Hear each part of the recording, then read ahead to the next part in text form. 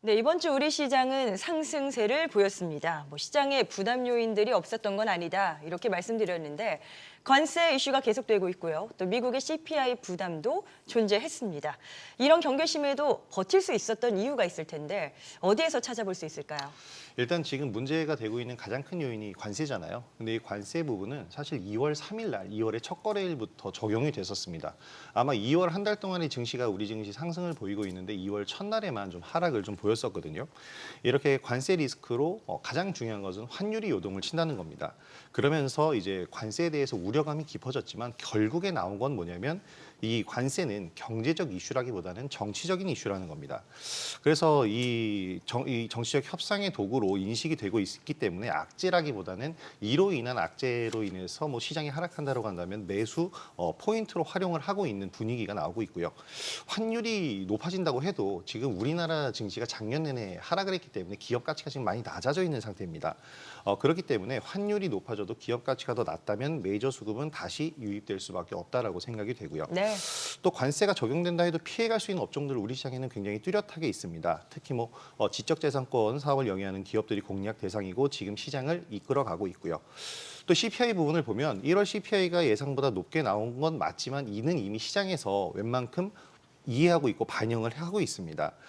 특히 수요일 기술주, 우리 시장에서 수요일에 기술주 조정이 나왔는데 이 부분이 먼저 선반영됐다. 우리 시장에서 먼저 보여줬다고 생각이 되는데 1월 CPI는 계절 조정 요인에 연간 업데이트가 있는 날이라서 굉장히 예측이 어렵습니다. 그래서 큰 의미를 부여하기에는 좀 어렵고요. 지금 트럼프 행정부에서 인플레이션이 과도해질 것이라는 우려감이 안 그래도 있었는데 이것에 대한 결정적인 어떠한 포인트는 2월 CPI, 그러니까 3월에 발표될 2월 CPI에서 더 중요하게 체크를 해봐야 될 것 같고요. 그렇기 때문에 시장이 미리 예상한 부분이라 우리 시장은 이 악재를 뚫고 상승할 수 있었던 것 같습니다. 네. 네. 그리고 이제 그 트럼프 대통령이 어젯밤에 그 상호관세 시행에 이제 서명을 했는데요. 네, 이제 달러가 하락세를 나타냈습니다. 그러면서 이제 유로와 이머징 통화는 강세를 나타내면서 이제 오히려 글로벌 증시가 상당히 좋게 그러니까 상승하는 이런 흐름을 보일 수밖에 없었고요. 달러 효과였다 이렇게 보시면 될 것 같습니다. 그리고 미국 같은 경우에도 최근 이제 미국들이 이제 기업 실적 발표하면서 이 달러 강세로 인해서 수익성이 좀 악화가 되고 있다라는 이야기가 있었기 때문에 네네. 달러 강세가 이제 미국 시장에도 좋게 작용을 한 거죠. 그래서 미국장까지 오르는 이런 이제 현상이 나타났다. 그래서 오히려 표면적으로 볼 때는 이제 그 상호관세 시행이 악재로 보이지만 실질적으로 달러 하락세를 불러오면서 이제 강세를 보이는 이런 이제 현상이 나타났다라고 평가를 해볼 수 있을 것 같고요. 지금 이제 상호관세로 달러가 왜 하락하냐 이런 이제 시청자분들은 궁금증이 생길 수 있는데, 그렇죠. 이게 왜 그러냐면 두 가지 정도로 보면 됩니다. 일단은 보호무역이 강화되는 거잖아요. 그렇게 되면 달러 회피 현상이 나타나고 이제 금이나 이런 안전자산을 살려는 어떤 움직임이 있을 수 있다. 자본시장에서는. 그리고 실질적으로 달러 수요가 감소하게 되겠죠. 왜냐하면 무역이 활성화되는 게 아니라 이제 보호무역 할수록 무역이 이제 경직되기 때문에 달러 수요가 그만큼 감소한다. 그래서 달러 약세가 나타난다라고 볼 수 있습니다. 이제 이 논외로 좀 재미있는 현상은 이제 트럼프 대통령이 또 최근에 3저 정책을 들고 나왔단 말이죠. 저금리, 저물가, 저유가를 이루겠다 이렇게 이야기를 하는데 본인의 정책하고 상충이 되죠. 왜냐하면 본인이 그렇죠. 관세를 네. 계속 올리겠다고 얘기를 하는데 관세가 올라가는데 어떻게 3저가 됩니까?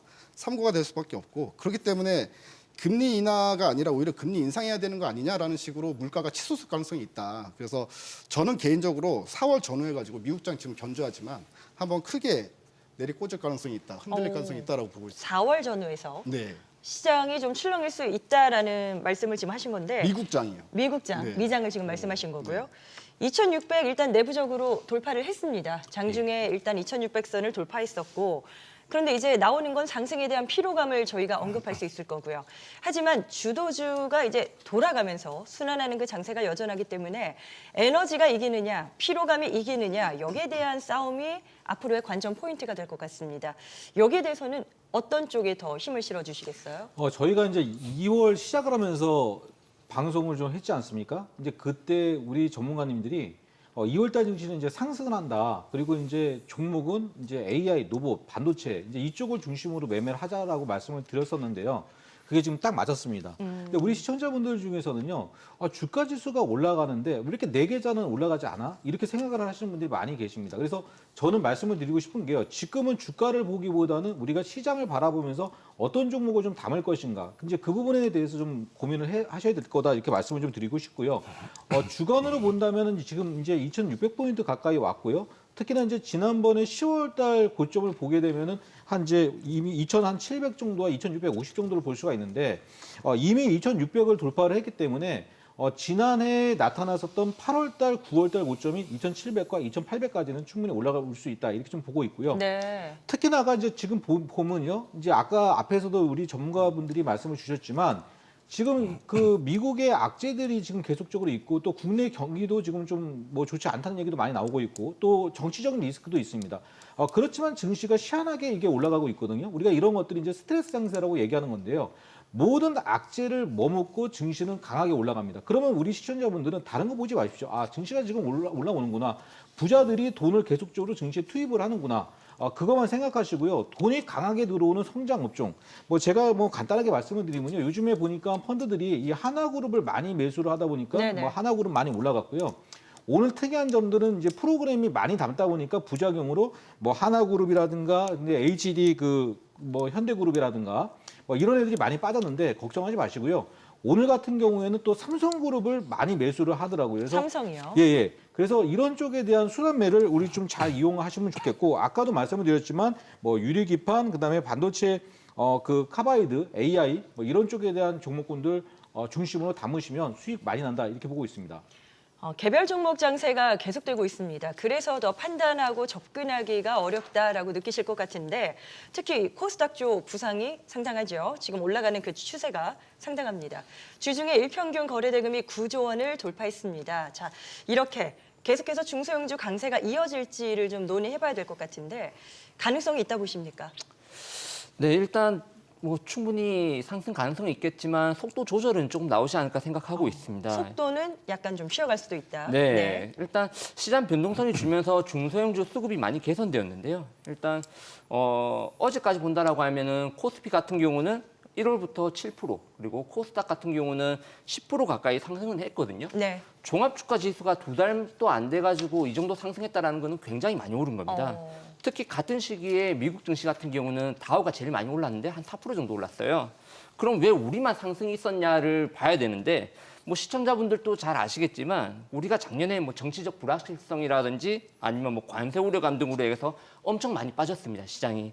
예, 그래서 단순 펀드멘털로만 본다 해도 주가가 매우 싼 위치에 있기 때문에 매수세가 좀 컸다 보이고요. 네. 이제 지수도 매물대에 진입한 만큼 이 상승 탄력은 1월, 2월 대비해가지고 좀 둔화되지 않을까, 이렇게 보고 있습니다.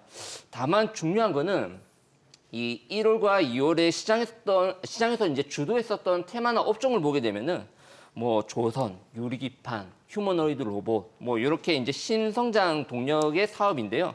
특징적인 면을 본다라고 하면은 모두 현재 트럼프 행정부라든지 미국의 빅테크의 주요 산업입니다.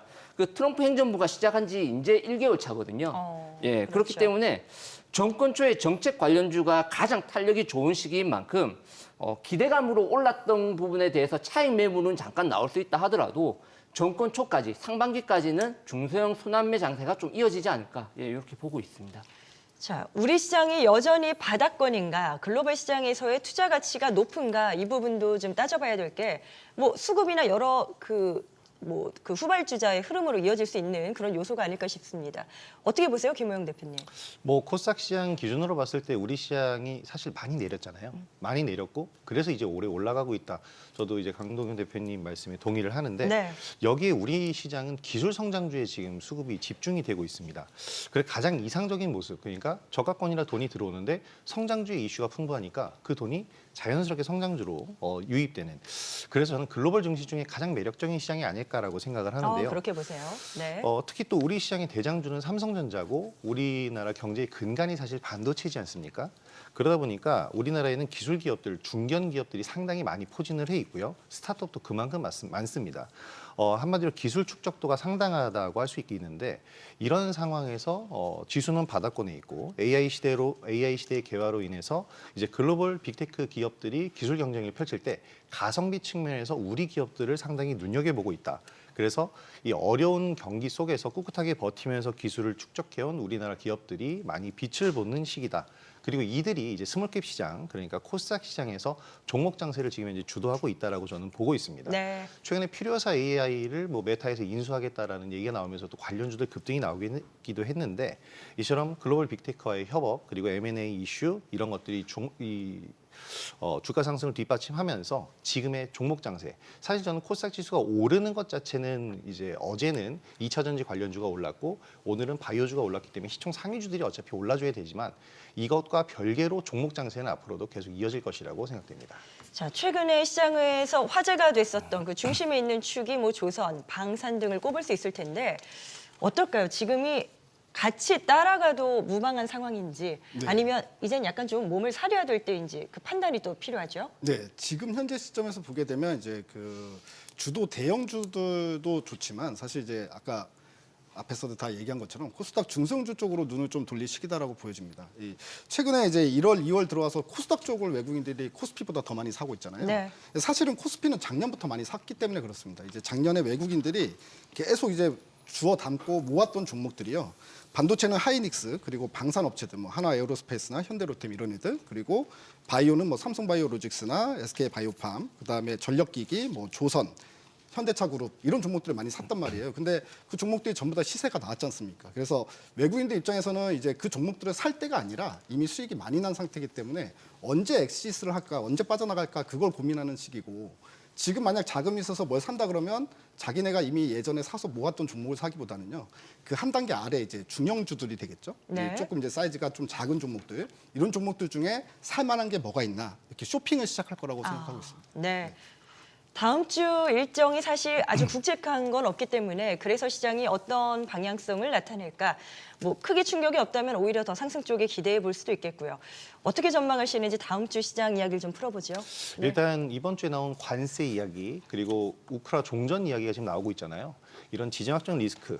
근데 이 리스크들이 지금 해결된 게 아닙니다. 관세도 아직도 불안 요소가 많이 남아 있고 그렇죠. 종전은 협상 테이블에 앉기 전까지는 아무도 모르는 거기 때문에 이런 잠재적인 리스크가 있다라고 생각을 하셔야 되겠습니다.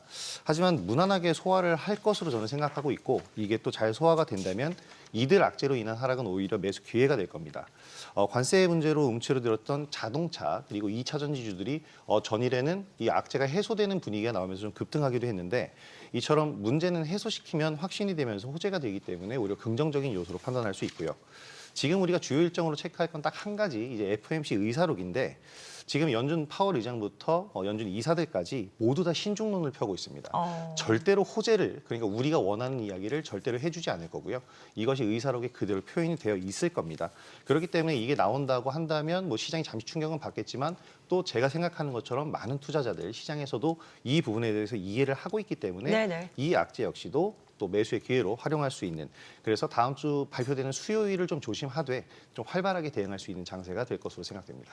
자, 러우 전쟁에 대한 종결 이슈가 이제 불이 붙고 있습니다. 자, 그렇다면 재건 관련주에 대한 그 예측을 또 해봐야 될 것 같은데 김동완 대표님 기대감으로 가는 건가요? 뭐 어떻게 될 것 같으세요? 계속 더 여지가 있다고 열려 있다고 봐도 될까요? 이제 이렇게 보시면 좋을 것 같습니다. 재건에 대해서는 제가 좀 할 얘기가 좀 많이 있는데요. 이제 여러 시청자분들이 지금 보면은 이제 재건에 많은 부분들 투자한 게 이제 국내 정부 아닙니까? 근데 국내 정부의 흐름을 보게 되면 약간 정치적인 리스크가 있습니다. 이제 그러한 상태에서 지금 우크라이나 재건 관련해서 계속적으로 그 변동성이 나타났는데 이제 트럼프 행정부가 나타나면서 지금 가장 크게 수혜를 받고 있는 것이 바로 이제 트럼프 행정부다 이렇게 보시면 좋을 것 같습니다. 그래서 실제적으로 우크라이나와 이 재건 사업을 같이 그 협력을 하는 그러한 그 수혜 업종, 수혜 종목을 직접적으로 투자를 하시는 게 좋겠고요. 그런 와중에 지금 보면은 이제 뭐 대동기어라든가 그다음에 뭐 전진건설 로봇이라든가 또 이제 전일 같은 경우 보니까는 그 현대인프라코어라든가 또 현대건설이라든가 그래서 이러한 종목군들을 중심으로 그 종목별 차별을 이용해서 매매하는 것이 좋지 않을까 그렇게 보여지고 있습니다. 네, 시황에 대한 분석 나눠봤습니다. 네 분의 전망과 그 예측치는 투자 전략 세우시는데 참고치로 활용하시면 되겠습니다. 투자에 대한 최종 판단과 책임은 투자자 본인에게 있는 만큼 항상 자신의 원칙에 맞춰서 성공 투자하시길 바랍니다. 주식에 대한 유익한 정보는 카카오 채널 필살기를 검색하셔서 친구 추가하시면 더 다양한 정보 만나보실 수 있겠고요. 이 프로그램은 SBS 비즈 앱을 통해서도 실시간 시청이 가능합니다. SBS 비즈 앱을 다운받아 더 다양한 정보 확인하시기 바랍니다.